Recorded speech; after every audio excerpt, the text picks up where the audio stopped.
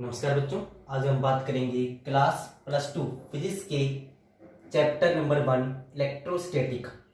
सबसे पहले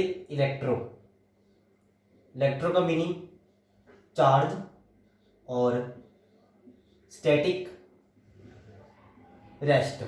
तो इलेक्ट्रोस्टैटिक का मीनिंग क्या होगा? Charge at rest. और स्टैटिक का उल्टा क्या होता है? रिवर्स। डायनामिक मतलब चार्ज एट मोशन। तो क्या बोलेंगे? इलेक्ट्रोडायनामिक। आपने क्लास 9th में पढ़ा होगा यूनिवर्सल लॉ ऑफ ग्रेविटेशन। इसमें क्या था कि force of attraction is equal to G(m1 m2 upon r²। इसमें m1 और m2 क्या था? Mass of body. And r क्या था? Distance between the two body. a and b are two body, distance between them are r। तो इसके अंदर जो फोर्स थी वो क्या थी? Attractive in nature.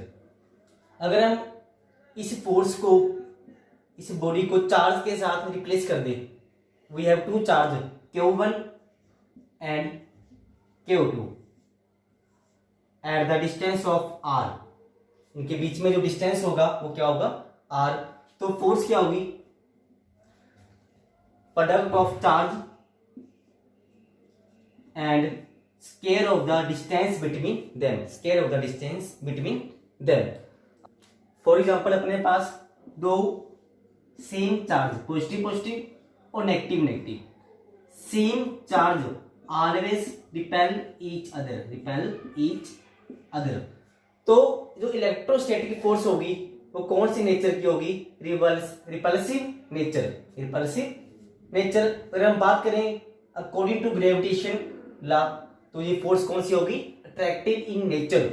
तो हम बोल सकते हैं कि electrostatic force attractive and repulsive both nature की होगी। Attractive and repulsive. अट्रैक्टिव कैसे होगी? Due to law of gravitation. Repulsive कैसी होगी? Same charge always repel each other. सबसे पहले बात करेंगे चार्ज। किसी बॉडी में जो चार्ज होगी वो टू टाइप्स की होंगी, पॉजिटिव और नेगेटिव। आपने केमिस्ट्री में पढ़ा था कि आपके पास टू एलिमेंट ए और बी, जिसकी ए एलिमेंट मान लीजिए अपने पास कौन सा? मेटल, और बी कौन सा? Non metal. तो मेटल की टेंडेंसी क्या होती है? इलेक्ट्रॉन को लूज करने की। और नॉन मेटल की टेंडेंसी क्या होती है? इलेक्ट्रॉन को गेन करने की। मान लीजिए ए ने एक इलेक्ट्रॉन लूज किया और इसके ऊपर चार्ज दिया जाएगा 1 पॉजिटिव, और बी ने इलेक्ट्रॉन को गेन किया तो क्या चार्ज आएगा? B negative. तो इसी तरह से अगर बॉडी टू इलेक्ट्रॉन लूज करे तो चार्ज क्या आएगा? +2 इलेक्ट्रॉन। और दो चार्ज गेन करके बॉडी तो क्या चार्ज आएगा? -2 इलेक्ट्रॉन। वैसे इलेक्ट्रॉन के ऊपर चार्ज क्या होता है? 1.6 इंटू 10 की पावर -19 कूलम। क्या बोलते हैं इसको? फंडामेंटल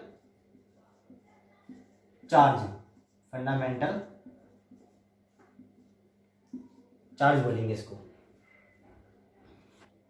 इसी तरह अगर मान लीजिए किसी बॉडी ने n electron lose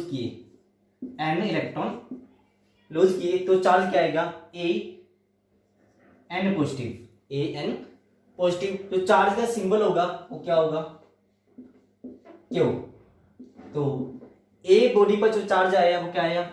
N positive, और बी के ऊपर चार्ज क्या आएगा? N negative. तो Q क्या होगा? Q is equal to N into E. क्या होगा? N into E. जिसको हम क्या बोलते हैं? Quantization of charge. इसके अंदर ई क्या होगा? Fundamental charge.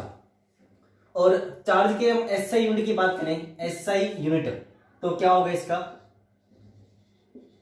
कूलम और अब बात करें CGS तो क्या होगा, स्टैट कूलम। तो ये था चार्ज ऑन इलेक्ट्रॉन। ये चार्ज का फॉर्मूला क्या हो गया, Q is equal to N into E, और जो N होगा वो क्या होगा, number of electron, number of electron. जो N होगा हमेशा क्या होगा,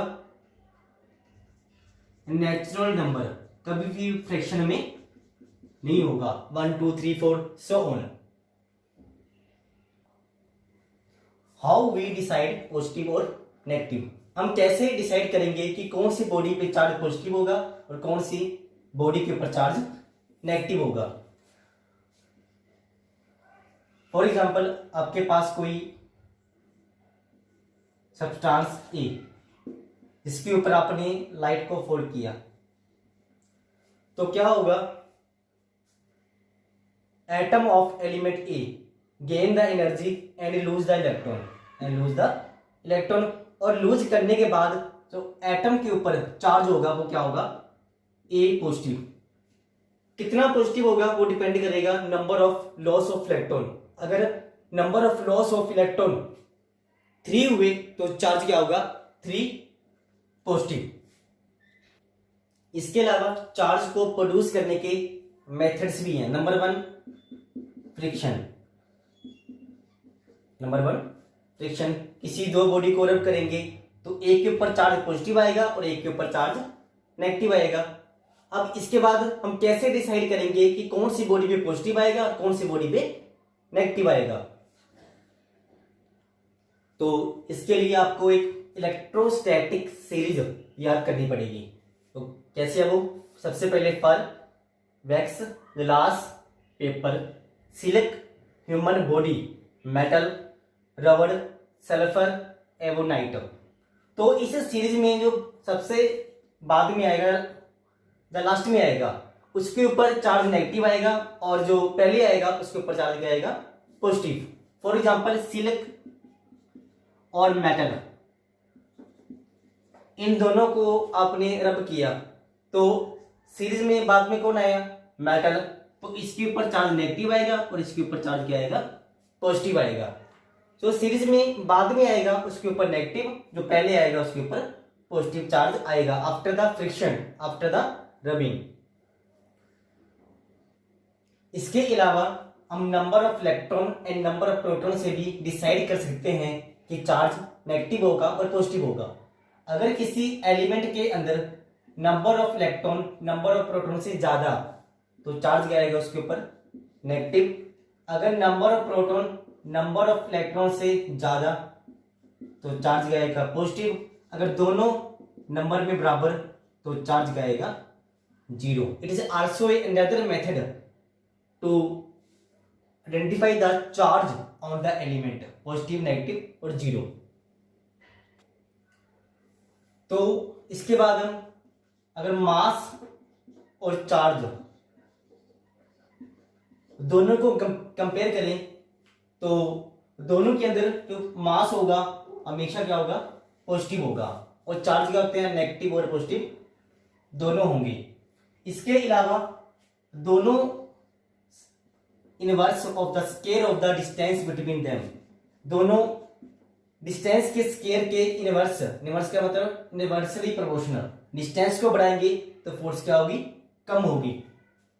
इसके बाद जो ग्रेविटेशनल फोर्स थी वो क्या होती है, हमेशा attractive in nature, attractive in nature.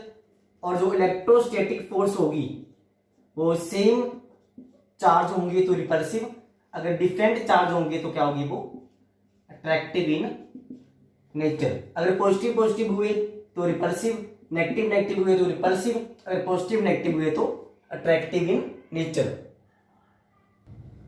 इसके बाद mass depend on velocity, mass depend on velocity of the body. आपने फार्मूला सुना होगा ये वाला, m is equal to M not upon 1 minus B square by C square. जो c होगा वो क्या होगा, वेलोसिटी ऑफ लाइट, और b क्या होगा, वेलोसिटी ऑफ बॉडी। अगर किसी बॉडी की वेलोसिटी लाइट के बराबर हो जाए तो मास क्या हो जाएगा, 0। लेकिन charge do not depend on velocity, do not depend on velocity, ये वेलोसिटी के ऊपर डिपेंड नहीं करेगा।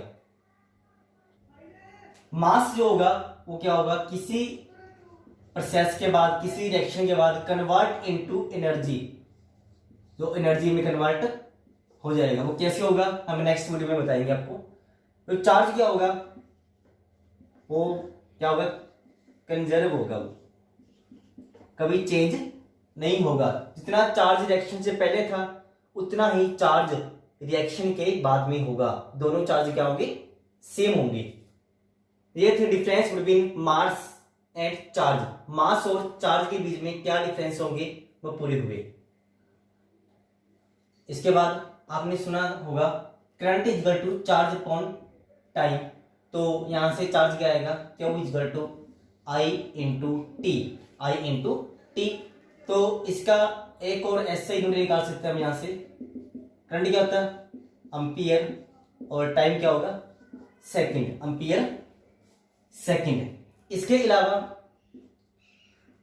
चार्ज के डायमेंशन निकालने हो अगर, तो करंट के क्या होती हैं, ए टाइम क्यों का लेते हैं हम टी की पावर 1 और एम क्या इसमें 0, एल भी इसमें 0 होगा।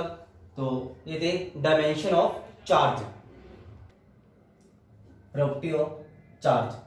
सबसे पहले चार्ज क्या है, स्केलर क्वांटिटी, इसकी कोई भी डायरेक्शन नहीं होगी। इसके अलावा चार्ज क्या होता है, क्वांटाइजेशन। फॉर एग्जाम्पल 1 2 3, कभी भी ये फ्रैक्शन में नहीं होगा, डेसिमल में नहीं होगा ये। तो फॉर्मूला कहता है इसका Q is equal to N into E. इसके बाद जो चार्ज होगा वो क्या होगा, additive in nature, additive in nature. इसका मतलब क्या, किसी बॉडी के ऊपर चार्ज +2e, किसी के ऊपर +3e, किसी के ऊपर -5e, किसी के ऊपर -1, इन सबको प्लस करोगे तो आंसर क्या आएगा, -1e। तो इस तरह से आप इसको प्लस कर सकते हो। इसके बाद जो चार्ज होगा वो क्या होगा, conservation of charge, conservation of charge.